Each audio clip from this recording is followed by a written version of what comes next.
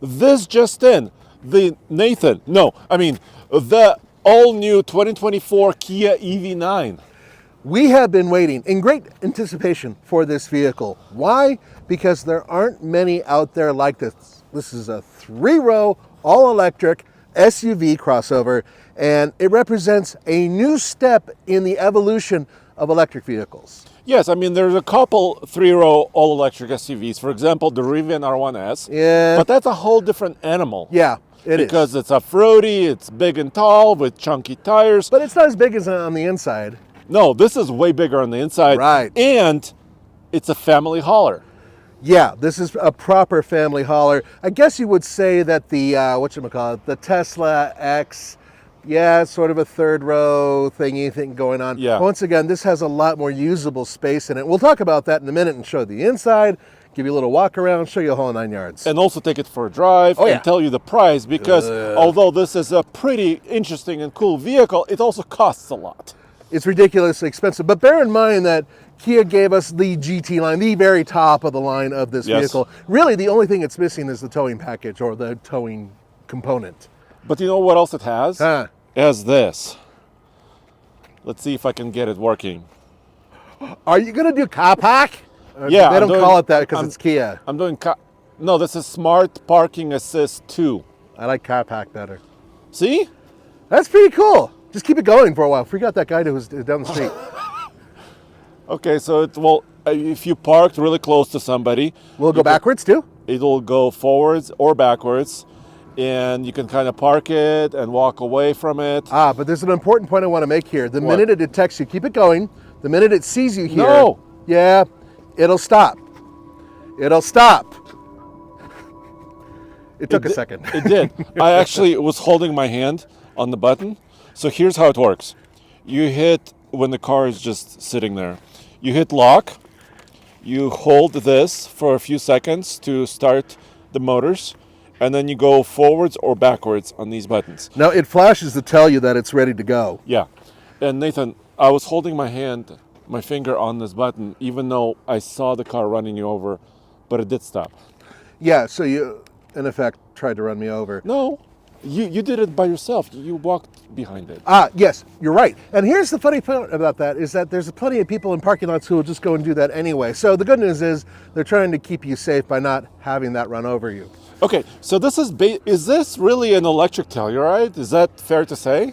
No, it's not, because it's a completely different platform. The Telluride is an internal combustion vehicle, has a completely different frame. This has what in essence is a skateboard-like platform. Okay, I need to make it quieter. Hold on. Yes, Let me tell the car that we're here. Okay. Okay, hold on. Okay, it's fine. So the Telluride is a little tiny bit bigger, both externally and internally. So this one has a maximum of around 81 cubic feet of cargo space when you have all the seats down. Yeah. The Telluride is a little bit more. It's around 87 cubic feet of cargo space. So there is a bit of a difference, but it's not a lot of difference. But this has something that vehicle doesn't have in terms of cargo. What? A frunk. Oh, do you want to check it out? Yeah. Pop all the right, frunk. so let's keep Front start. trunk. I know. Some people don't like that term. This is going to be huge, right? It's going to be massive. You're going to be able to stay, about half of a very small journalist in there. Okay, no. So here's the thing. This is all-wheel drive. It has 2 motors, one in the front, one in the rear. You can also buy a rear-wheel drive only EV9. Yes. And when you buy a rear-wheel drive one, you have a little bit more space here. Oh, that's big. But this is only about, 1.8, 1.9 cubic feet of volume, which is good enough for a backpack, or some cables, but not much more. Or a toddler, because apparently they've taken that in mind. Look at over there. They actually have a switch in case said toddler gets in there and somehow gets locked in there. Hopefully they'll have the wherewithal to be able to flip that switch and get out of the vehicle. Well, we don't recommend putting any live toddlers or animals in here. TFL does officially not endorse putting children or animals in there. No. Fish, what do you think about style overall? I love it. It's really chunky and I love blocky. 90% of it. I'll show you what I don't like. Come on over here. These 21-inch wheels completely vanish, especially with this very thick, kind of off-roady looking extra part of the fender wheel well. Once you have this and this kind of disappears. I would like this to be a different color or have some highlights in here or something just to see it.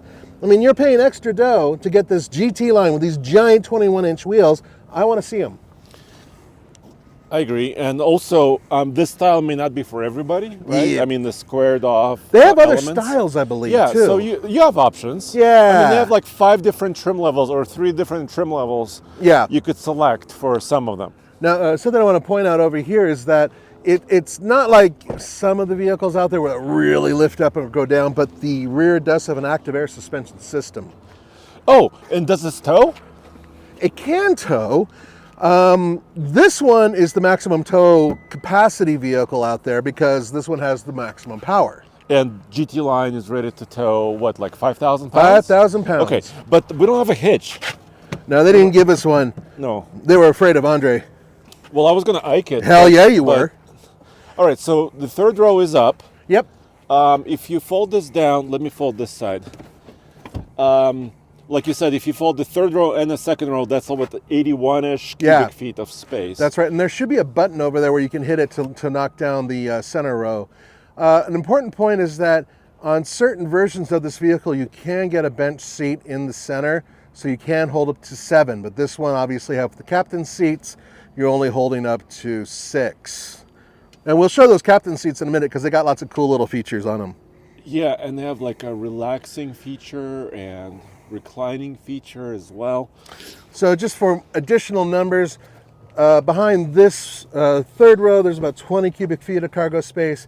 You put these two down, then you have about 40.1 cubic feet of cargo space there.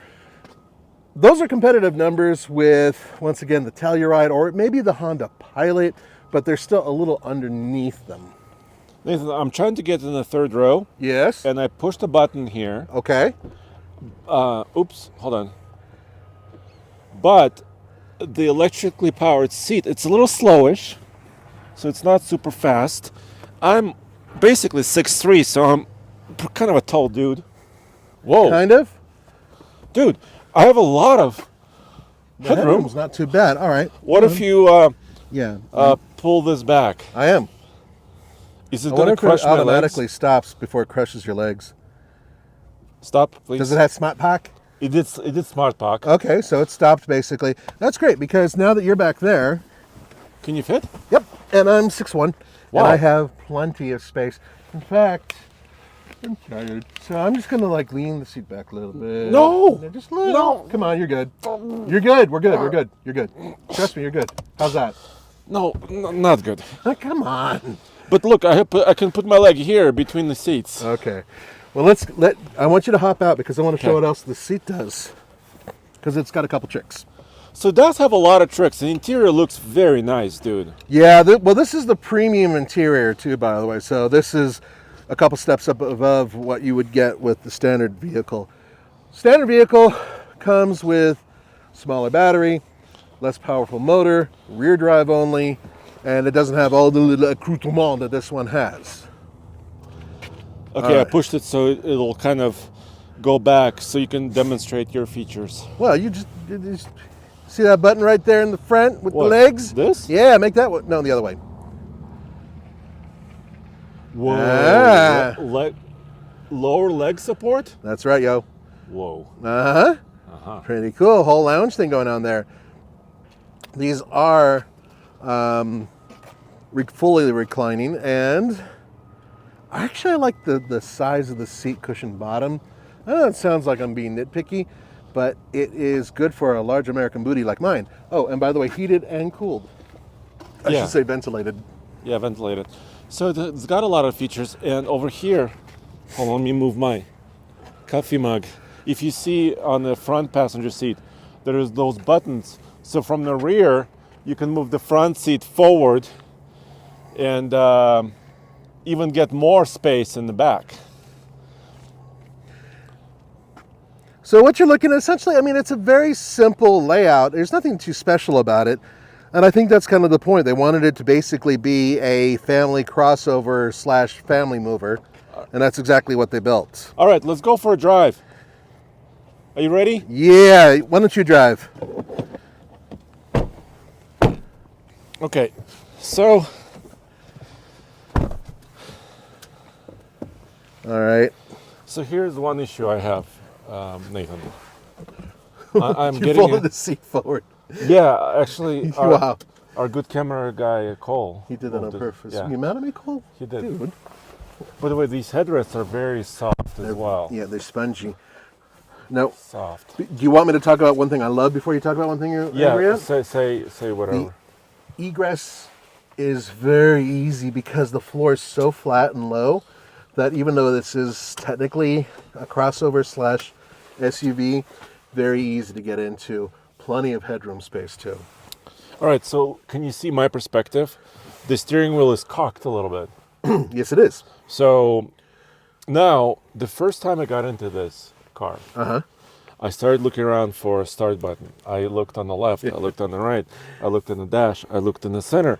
There's, by the way, a handprint or a fingerprint sensor Yeah, but for profiles. but you have to have that programmed into you. Yeah. How do I start this vehicle? You have to reach down between your legs. Here? Further. Can you see his thumb? See where his Oh. thumb is there? That's where the start button is. It's way in there. Okay. So it took me a while to find that originally. Right. Now, how do you use this stock? Because a lot of people aren't familiar with how to make it go into drive and So park. you push to park and Uh-huh. then up for drive and down for reverse. Yeah. So it's similar to what we had in the Ioniq 5. That's the one that we drove cross country and everything else. That one was a little bit easier to use in terms of its location. I'm not happy about this location because it hides everything. So you really have to hunt for the start button. So you could argue that after you own the car for a day or two, you're going to be totally used to it, right? Exactly. I mean, that's what most people are going to say, especially fans. But the stock, this front drive, reverse, park stock is kind of lowish. It's not my favorite. I agree with you. So let's talk about what powers these vehicles. Now, if you're getting the rear drive version of this, you have a 76.1 kilowatt hour battery, which is a pretty damn good size battery, but only rear drive. And because it's a smaller battery, maximum range is around 230 miles. Okay. This is different, isn't it?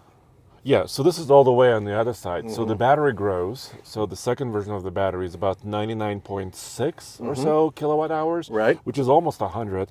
And then also they quote, well, for this heavy version with all the options, around 270 miles of range. Right. But Okay. you can get it up to over 300 miles. Oh yeah, with the long range rear wheel drive model. Correctamundo. So that is also available, Oh look, I have a camera here too. which I really like. The digital camera. Yeah. By the way, this is GM was one of the early adopters of Yeah. this. They were, yeah. I was going to mention before I do a launch, is that, well, by the way, how much horsepower and torques? Well, okay. So let's talk about that for a second. Yeah. So 215 pound-feet of torque, which is in the base model. Okay. 215 horsepower, and that's not a lot. It's okay for a family vehicle that you just use to commute. Right. So it's enough to get it up and going, but this has a lot more because it's the GT line. So the GT line is a very different animal. Yeah. So dual motors. Yep. Which means, what is it, like 379 horsepower? That is correct, yeah. And 500 and what pound-feet of torque? Like 5 something. Yeah, and that 5-something is an awful lot of torque. Are you ready to experience it? Yes, I want to experience this. Okay. I'm in sport mode. Okay. Okay, I got to admit that threw me back a little bit more than I expected. This was supposed to be a 5-second 0 to 60, and it goes. It really goes, and we have 3 people in the car. Yeah. 2 of which aren't small. Right. Yeah, it picks up and goes nicely. Tracks nicely too. It wasn't wandering or anything else when it took off. Certainly doesn't feel like a Tesla when it takes off.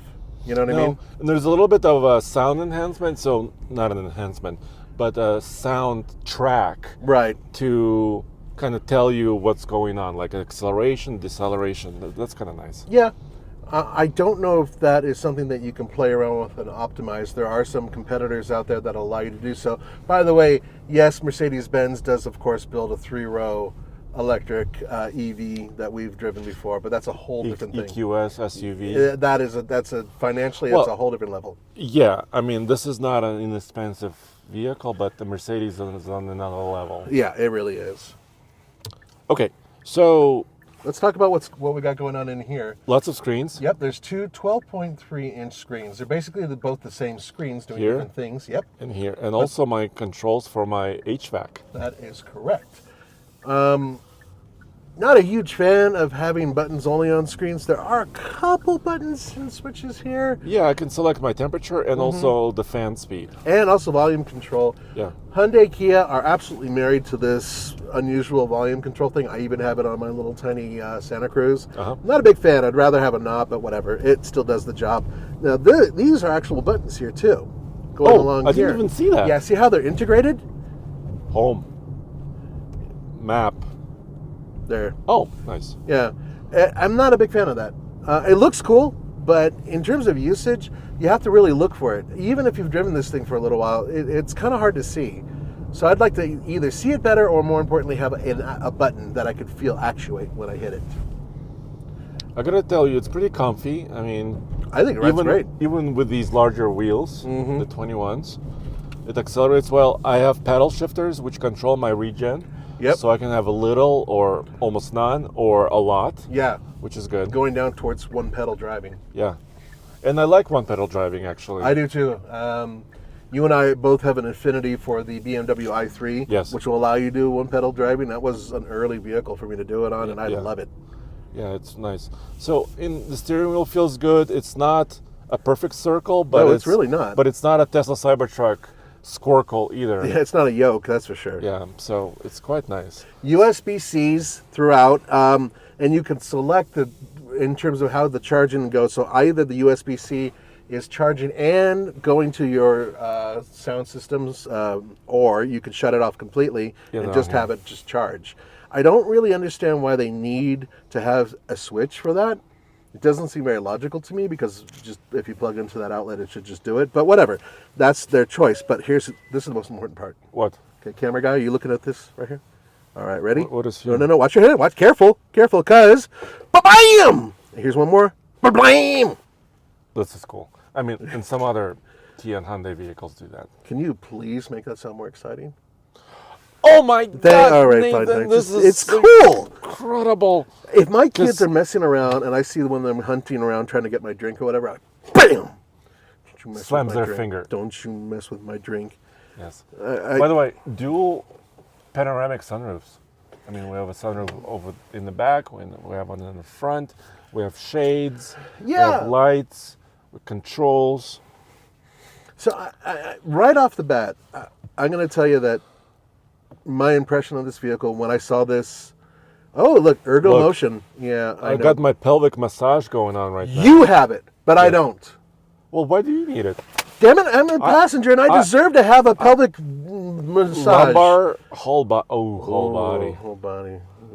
No, but I am driving. I'm actually doing work. You just sitting there.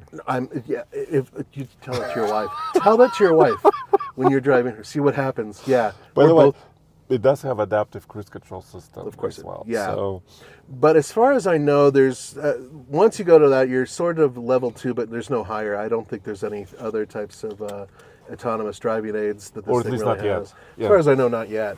This is an important vehicle for Kia because this is the one that really establishes them in the EV market, in my mind.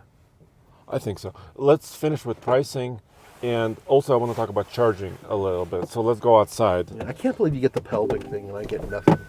Pelvic. It's not fair. So the charging port is on the passenger side, and it's in the back of the vehicle. So this is something. Check this out. Yes. You just touch. Wait. Touch the lines. There it goes. Okay. A million things can go wrong with that, by the way. I'm not a big fan, but I do like this. So many of these other ones have a little thing that just hangs there, and you got to kind of jolt it and mess with it. Why not just do this? This is so easy and simple. Thank you, Kia. So, by the way, 800-volt architecture. Right.